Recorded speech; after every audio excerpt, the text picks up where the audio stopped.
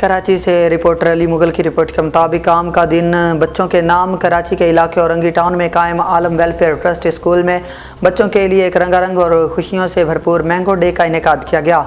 जी हां, आम के मौसम को भरपूर अंदाज में मनाते हुए बच्चों ने न सिर्फ इस फल का मज़ा लिया बल्कि खूबसूरत टैबलोज के ज़रिए फलों की अहमियत और अफादियत को भी शानदार अंदाज में पेश किया।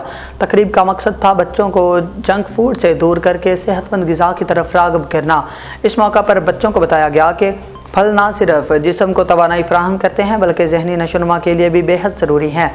रंग बिरंगे लिबास, मुस्कुराते चेहरे और मीठे आम, हर मंजर जैसे खुशबू बखेर रहा था। इस इवेंट में बच्चों ने ना सिर्फ सीखा बल्कि खूब इंजॉय किया।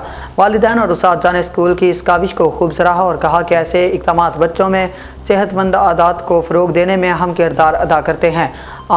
आलम वेलफेयर ट्रस्ट स्कूल का ये मैंगो डे बच्चों के दिलों में खुशियों के साथ साथ एक मुस्बत पैगाम भी छोड़ गया कि सेहतमंद ज़िंदगी का राज कुदरती ग़िज़ाओं में छिपा है।